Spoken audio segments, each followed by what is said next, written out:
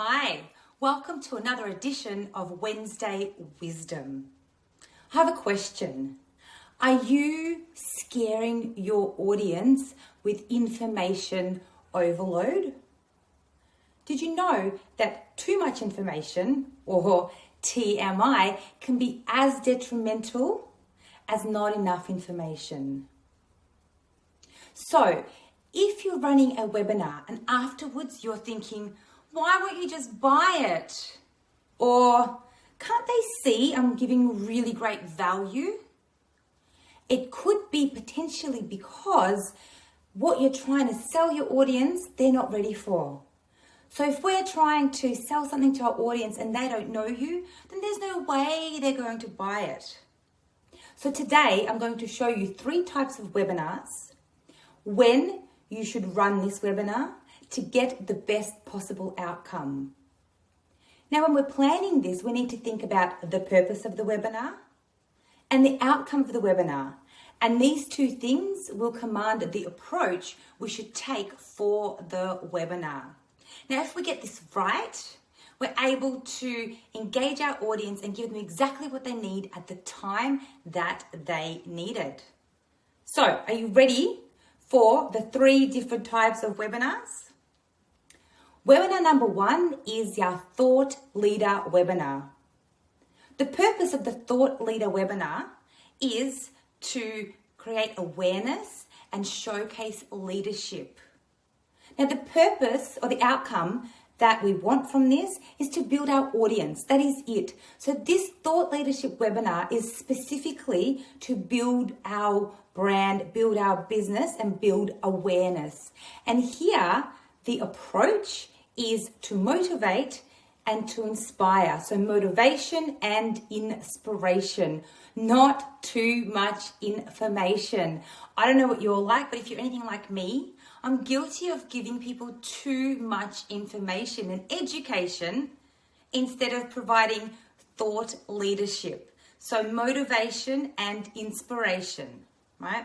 The second type of webinar is our Lead Nurture webinar. Now, the Lead Nurture webinar is for our current prospects, people who have had some dealings with us in the past. Now, the purpose of the Lead Nurture webinar, and this can be something like a workshop. Now, the purpose of this is to educate and engage. And what it will do, the outcome is to nurture our prospects through our funnel. Now, the approach for this one, as opposed to the last one, is education and accountability. When we're running our Lead Nurture webinar, we're running this for people who already know about us. They know who we are. They've experienced our thought leadership. They're already motivated and inspired to take the next step with us. And that's when we're able to educate and engage through education and accountability, keeping our audience accountable for the education that we are providing them. And the third type of webinar is your product demonstration. Now, your product demo are for those people that are selling a specific product. Now, the purpose of this one is to inform and then to showcase. And the outcome is to sell. Now, the best way to approach this is experientially. We want to be able to showcase in our webinar the experience that they will get from using the product. So here it's really good to get into the product and show exactly how this product works. So I trust that this has showed you that it's possible to scare your audience with information overload. That too much information can be as detrimental as not enough information.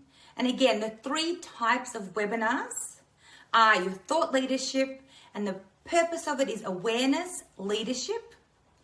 The outcome of it is audience building, and the approach is motivation and inspiration. The third type of webinar is the Lead Nurture webinar. The Lead Nurture webinar is for people who already know us. The purpose of it is to educate and engage. The outcome is to nurture through the funnel, and the approach is education and accountability.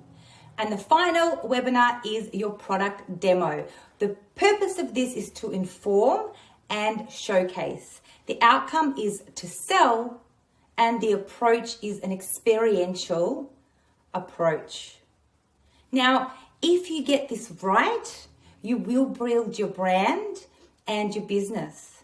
But if you get it wrong, you could potentially lose authority and lose sales. So there you have it, today's Wednesday wisdom. Now, as always, I'd love to hear your thoughts and your feedback on this. I'd love to hear about your experience. So please comment, like, and share. And remember, you were born to influence your industry. Thanks so much.